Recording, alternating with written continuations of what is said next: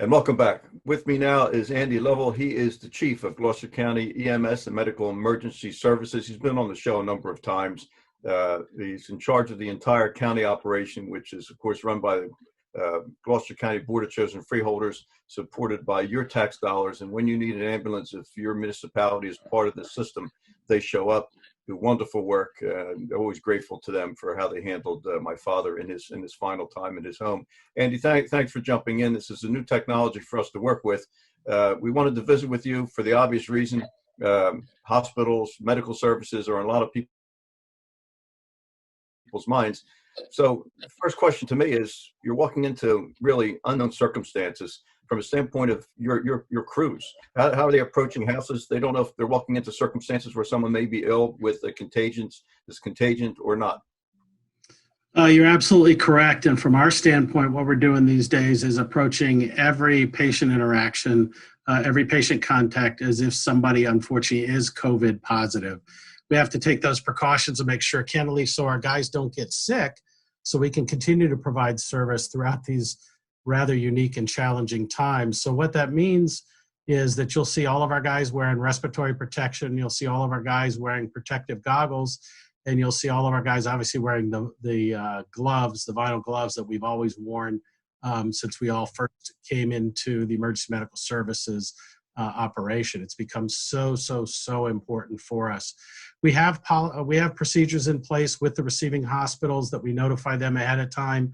If it's somebody that potentially could be COVID positive, the receiving hospitals or receiving emergency departments have a procedure in place. We take these patients to what are called negative pressure rooms, so we minimize the opportunity for something to transfer from one patient to somebody who's already in the ER.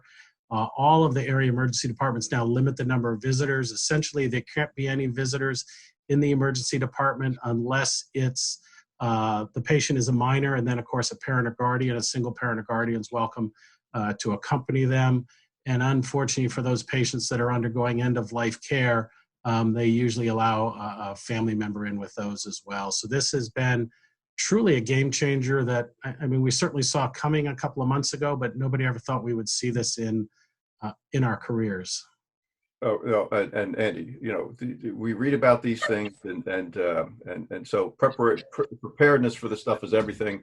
Have you seen increased volume in calls that you would otherwise not see because people think that they're more sick than they are?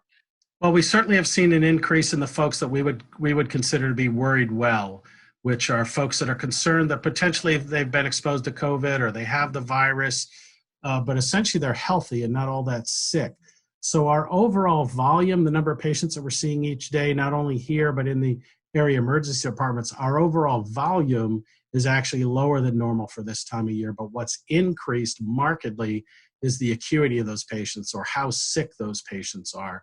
So the folks that we're seeing are just sicker than what we would typically see this time of year. And it's across, it's the folks that we worry about the most. It's our senior citizens and folks with comorbidities such as, heart disease, diabetes, that kind of stuff. Those are the folks that we really worry about.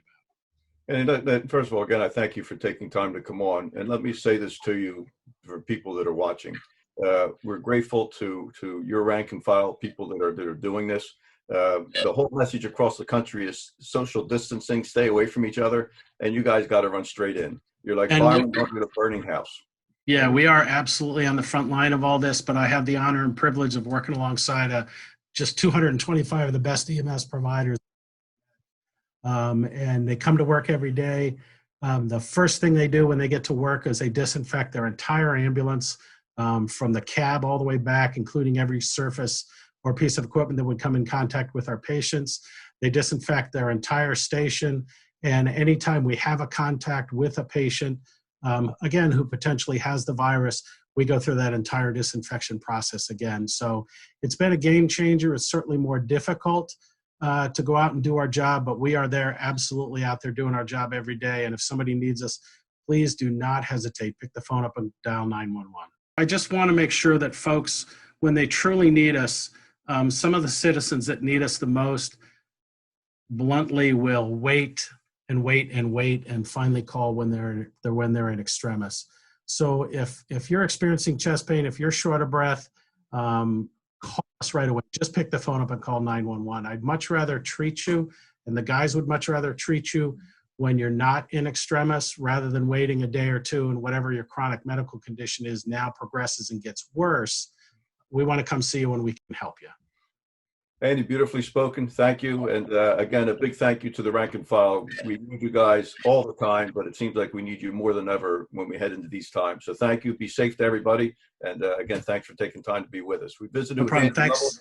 Chief of EMS for Gloucester County, 911, always on call.